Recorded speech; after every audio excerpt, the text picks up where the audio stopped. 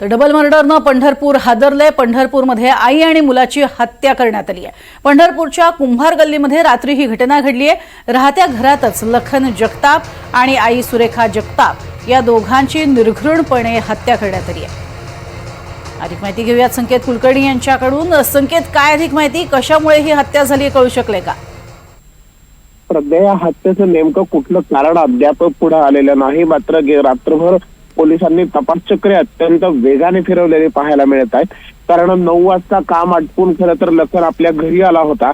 त्यानंतर 9:15च्या सुमारास लखनचे वडील घरी आल्यावर त्यांना घराला कडी दिसली आणि त्यांनी कडी उघडताच घरात प्रवेश केला। त्यावेळेस घरामध्ये त्यांना पत्नी सुरेखा आणि आपल्या मुलाचं लखन ते दोघांचे पार्थिवच थेट त्यांच्या समोर आले। यानंतर खरं तर 9:10 नंतर ही घटना संपूर्णपणे उघडकीस आलेली पाहायला मिळते। यामध्ये नक्की या दोघांची हत्या कोणी केली, कुठल्या कारणावरून केली, या संदर्भात पोलीस खरं तर तपास करत आहेत। त्यासाठी त्या संपूर्ण परिसरातील सीसीटीव्ही फुटेज असतील, त्या मोबाईलचे सीडीआर रिपोर्ट्स असतील, अशा अनेक गोष्टी तपासून पोलिसांनी तपासचक्रे सुरू केली आहेत। रात्रीच याबाबत श्वान पथक असेल किंवा फॉरेन्सिकच्या टीम असतील, अशा सर्व प्राथमिक तपासाच्या ज्या घटना आहेत त्या पोलिसांनी पूर्ण केल्यात। मात्र पोलिसांना कुठल्याच प्रकारचे धागेदोरे मिळताना अद्याप दिसत नाहीत।